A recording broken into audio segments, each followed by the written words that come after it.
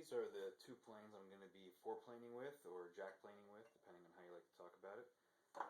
This is a number 5, a Stanley number 5, and this is, as far as metal body planes go, this is my favorite of the Fore/jack planes.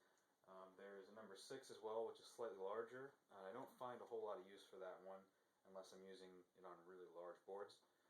But this number 5, the way I have it set up, because I use it primarily for removing a lot of material at a time, is I have the blade curved, and I don't know if this is showing up on screen very well, but what I've done here is slightly remove material from this corner of the blade and this corner of the blade and arced it in. So it's probably about maybe an 8 or a 9 inch radius on this blade. It's kind of hard to measure it. But basically when I sharpen it, I just put pressure on this corner and pressure on this corner and then slowly blend it together. And so what this allows you to do is remove a lot of material without digging the corners in. And some people remove more material from the corners so that it's even more extreme, but I prefer it like this. But you can set it up however you like, so long as the corners aren't digging in and leaving tracks across your wood. So that's the Stanley number 5.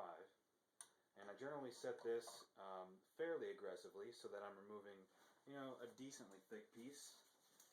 Something like this. Any thicker than this, and I feel like I should have already removed that wood with my scrub plane or with the slick. So this is about the thickness I'm looking to get with my jack plane. This is a Marples. It's a wood-bodied plane. I typically use this on longer wood, but the blade is so thick and heavy. You can see the comparison here. This is the Stanley. This is the Marples. It's got a chip breaker on it, which is not too common for a wood-bodied plane at this age, but it's just excellent. I mean, this blade, I've done the same thing where I've arced the corners in so that it doesn't dig into the wood, but it's just such a heavy and thick blade. They're both roughly sharpened to the same angle, about 25 degrees, 30 degrees. I do it by hand, so I really don't measure it, but if it doesn't feel right, I just adjust the angle. So basically, what this plane does is, because of its mass and because of the thickness of this blade, it doesn't get hung up on knots at all. And because it's so thick, and you can set the chip breaker, and the chip breaker is really thick, and the blade's not flexing, it tends to tear out very, very, very rarely. And so all you have to do to avoid tear out is just slide it slightly diagonal across the wood like you would a metal body plane, but in more cases than not, it's not going to tear out anyway. So I don't really have to do that very often. It's a fantastic plane. The only reason I don't use it all the time is because it takes a little more time to set up and adjust, whereas the Stanley I can adjust on the fly to take out the chip that I'd like to take out. This one will take me about 2 to 3 times as long to adjust, and then as I'm going, if I have to adjust it again, that's going to take more time. So whereas this, just a little bit of, quick flick of the thumb, and you've adjusted your Stanley. So the Marples, once I've got it set up, I like to just leave it that way, and it does a fantastic job. But in wood, that's not a problem. A lighter plane like this one's actually, even though it's wood, it's a big block. So it's pretty heavy, and if you're doing a lot of planing, this will tire you out. But after I've used this plane and flattened everything as much as I'd like to with a Fore jack plane, I'll often switch to this one to do a finer job, getting those last few shavings off, and I'll do a single pass with this across the board, as I've done on this board here. So wood-bodied Marples for the finishing work, and the Stanley for the initial removing. Quick, dirty, gets the job done. And those are the Fore and the jack planes that I'll be using to plane this board flat. Here you can see the blade in the mouth of the plane. You can see the arc as I'm moving across my finger across the blade. Just a gentle curve. You can see it's slightly proud of the mouth. And I'm going to start on the back of the board. This is actually going to be the bottom. On the left-hand side of this board, there's pretty bad tear out there from where the grain followed around the knot that's prominent toward the center of the board. So this will be the bottom. And for the piece that I'm using this board, I'm not too concerned about what the bottom looks like. So I'm just going to give a quick foreplaning on this, get the scrub plane marks out.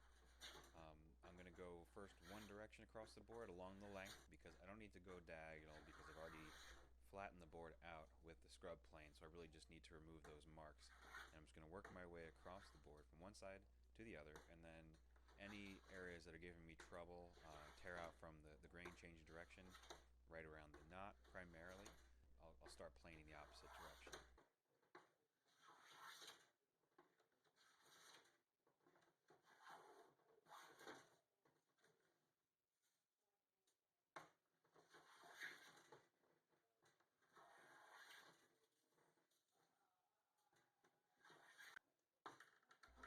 And here you see an opportunity to adjust the blade. When I started planing the other direction, the grain was responding a lot different to the blade set, so I had to pull the blade back in, and you can see just how quick it is with the Stanley. Just quick flick of the thumb, and you can get a new blade set appropriate for the area of the board you're planing and the grain you're encountering.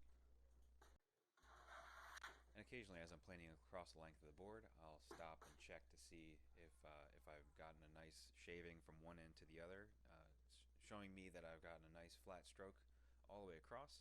And I'm just going to check the length of this one across the length of the board. That means I'm done here. I can move on to another space. So this side of the board I'm okay with. I'm going to flip it over. I've already started planing this side of the board a little bit prior to making this video. You can still see one side of it still has a lot of scrub plane marks on it. And just going to start with that one here. Just check the grain direction, make sure I'm planing the correct direction to minimize tear out.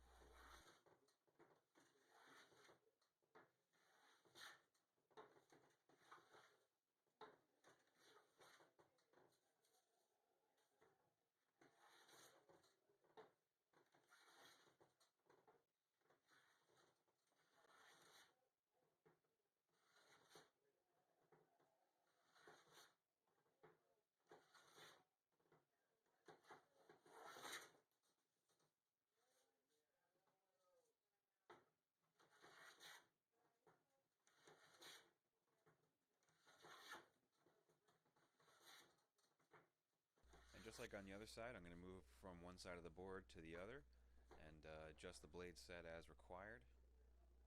But you can see just how quick it is with the Stanley. That's what's really nice about the metal body plane versus the wood ones, is just how quickly you can adjust the set. You can start to see the figure showing through a bit. And you can start to see there's a little bit of tear out around the knot on both sides, and this was tearing out no matter which direction I planed. You can see here I've skewed the plane and I'm pushing it across the knot, and the tear out that's just to the right of the knot, you'll see that start to disappear. You get that nice helical shaving instead of the completely spiraled shaving. And you can see that the tear out to the right side of the knot is nearly gone. I'm going to start focusing on the tear out a little bit to the left of it. But I wasn't getting the result I was looking for with the metal body plane, so I'm switching to the Marples. Nice heavy wooden plane. You can see only a couple strokes and the tear out is gone. And I'm going head on into this grain, and it's just right there, totally gone. And that's the benefit of using such a heavy plane such as this Marple with such a thick blade. It does an excellent job of removing wood, and that is not a thin shaving either. I mean, that's a pretty aggressive stroke there.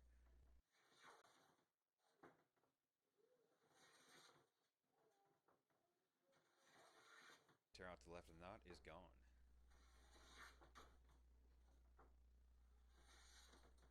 So I'll just use the Marples across the board a bit more, give it one final pass, and then I'm ready for the smoothing plane. You really see just with the Fore and jack plane just how much figures and grain are starting to come out of that board. I mean, it's amazing how far it's come from the scrub plane to this.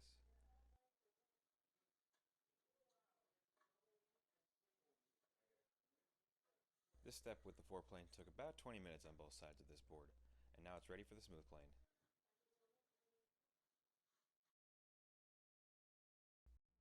If you have any comments, suggestions, or questions, please leave them in the comments section below and I'll respond to them as soon as possible.